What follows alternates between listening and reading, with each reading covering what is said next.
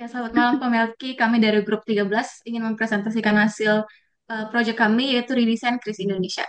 Next.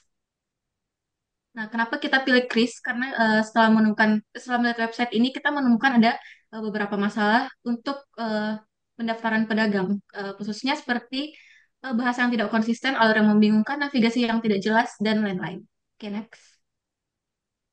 Nah, ini beberapa problem yang kami temukan. Yang pertama itu ada bahasa yang tidak konsisten, kemudian ada navigation dan flow problems. Ini nanti akan dijelaskan lebih detail oleh teman saya selanjutnya. Kemudian ada information architecture issues. Oke, boleh next. Baik, berikutnya akan saya jelaskan. Jadi untuk yang seperti Ririn jelaskan tadi, problem yang pertama itu adalah language consistency, di mana Bapak bisa lihat sendiri di navigation bar kita itu bahasa yang digunakan tuh sebentar-sebentar ada bahasa Inggris seperti login, open AP queries, dan why choose us, tapi ada bahasa Indonesia juga seperti lainnya daftar queries, padahal bahasa yang kita gunakan adalah bahasa Indonesia. Nah, jadi di sini kita berusaha untuk memperbaiki 8 golden rules yang dilanggar ini yaitu konsistensi. Next. Nah, untuk problem yang kedua, ada ambiguitas dalam registrasi. Jadi di mana orang itu sebenarnya nggak tahu kalau misalkan mereka mau masuk itu mereka harus daftar QRIS dulu gitu. Jadi jadi di sini tuh ambigu dan kita berusaha untuk menyelesaikan masalah ambiguitas ini juga flow pendaftaran mereka. Next. Untuk yang ketiga, alur pendaftaran yang tidak konsisten. Jadi alur pendaftaran yang tidak konsisten ini ketika mereka sudah mau registrasi QRIS tapi masih ditanya apakah sudah daftar. Kalau sudah daftar langsung racak registrasi saja. Sementara itu tetap membuat ambigu ya. Jadi kita akan solusikan itu dengan menjadikan dia login menanyakan loginnya saja. Next. Yang keempat, halaman menunggu informasi QRIS itu tidak informatif. Seperti yang kita lihat, ini tuh website yang sudah kita benerin ya. Jadi awalnya tuh nggak ada titik-titik yang menandakan kalau misalkan user tuh sudah sampai ke step mana. Jadi, dan kita berusaha untuk memberikan website ini lebih informatif lagi ke user dengan cara membetulkan itu. Dan yang terakhir, problem yang terakhir adalah next, hierarki yang buruk. Jadi di sini kita tidak tahu hierarki mana sih sebenarnya yang paling penting, di mana biasanya orang tuh pengennya mereka daftar QRIS di website mereka, tapi ada button yang bentuk buttonnya dan juga gapnya itu paddingnya itu jadi tidak rapi gitu. Jadi kita berusaha untuk memperbaiki ini juga di website di project ini. Nah, dan berikutnya akan dijelaskan oleh teman saya Leoni. Oke, selanjutnya saya akan menjelaskan mengenai user apa saja yang terlibat dan task mereka. Jadi user pertama ada merchant yaitu individu atau pemilik usaha yang ingin mendaftar sebagai penerima QRIS. Lalu ada admin yaitu pengelola sistem yang dapat memverifikasi dan mengatur pendaftaran serta konten. Lalu ada agen dukungan yaitu tim customer support yang dapat menjawab pertanyaan dan memantau laporan keluhan. Selanjutnya ada task dari merchant yaitu registrasi akun, login ke sistem, mengisi dan mengirimkan formulir pendaftaran QRIS, melanjutkan pendaftaran, melihat status pendaftaran, mengelola beberapa lokasi usaha, menerima notifikasi proses via email atau SMS, dan mendapat bantuan saat mengisi formulir. Lalu ada task dari user admin yaitu login sebagai pengelola sistem dan mengelola konten serta navigasi sistem. Lalu ada task dari user agen dukungan yaitu dapat melihat status pendaftaran merchant dan menanggapi tiket bantuan merchant. Selanjutnya akan dijelaskan oleh teman saya, Garen. Selanjutnya sekarang saya akan menjelaskan mengenai prototype. Yang pertama adalah Figma, tapi nggak akan saya jelaskan. Langsung ke demonstration, yaitu menggunakan Netlify. Langsung saja, ini adalah website kami. Untuk progres pertama, membuat akun. Kita langsung saja, buat passwordnya boleh apa aja. Nah, dan setelah itu kita daftar. Nah, ini ada problem tadi, yaitu kita bisa masuk kalau misalnya sudah punya akun.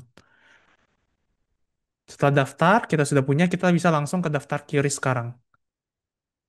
Nah, ini kita bisa pilih jabatannya, bisa kita pilih kota, nomor WhatsApp-nya apa aja, Geren boleh. Setelah itu pilih ini, dan jenis usahanya. Setelah itu kita langsung daftar QRIS-nya. Nah, setelah berhasil, kita bisa upload dokumen ke page selanjutnya. Nah, ini untuk unggah dokumen kita, itu bisa kita apa aja.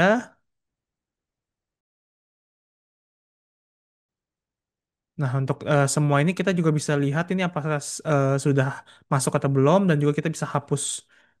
Nah, setelah selesai, kita langsung kirim dokumennya.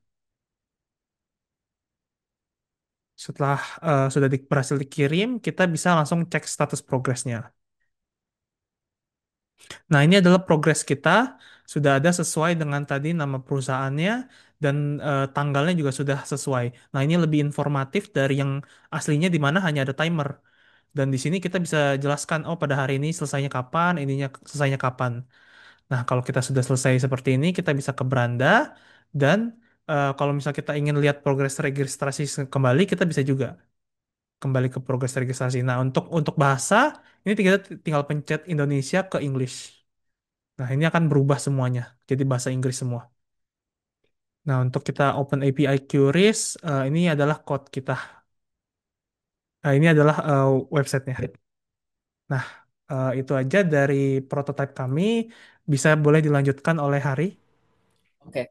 Jadi ini adalah kira evaluasi kita. Nah, jadi yang kita ketemu dari prototyping, terus kita juga ketemu ada beberapa problem dari developing kita yang kita sudah di high fidelity kita sudah perbaiki dari yang Garen sudah kasih lihat. Jadi yang pertama adalah consistency and standard. Bisa dilihat, jadi ada beberapa bahasa yang memang seharusnya bahasa Indonesia, tetapi kita juga masih bahasa Inggris, atau yang bahasa Inggris tapi kita seharusnya bahasa Indonesia gitu.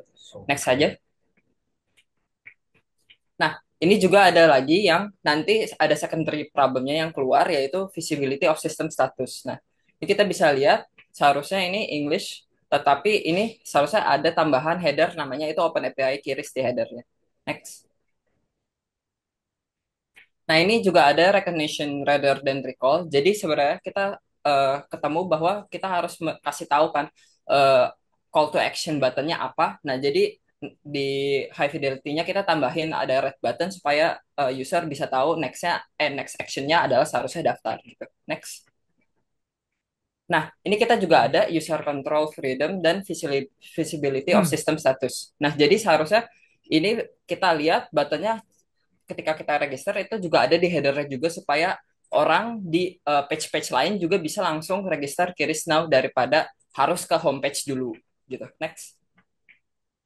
Nah, ini evaluasi yang kita sudah lakukan user testing dari 5 sampai 6 orang. Kita awalnya itu user experience ini dimensi-dimensinya dibagi. Jadi dependability kita 2,2, efficiency 2,4, simulation 2, attractiveness 2,3, perspectivity 1,7, novelty 1,6 dengan overall 2,06. Sebenarnya nilai ini dari 3 itu sudah bagus banget karena emang umumnya kalau sudah di atas 1,5 itu sudah good enough uh, website gitu. Nah, ini sistem usability score kita secara rata-rata kita dapat nilai 84 dari 100 dan itu menurut saya sudah bagus karena sudah di 80 dan umumnya memang kalau sudah 80 itu udah good enough website gitu.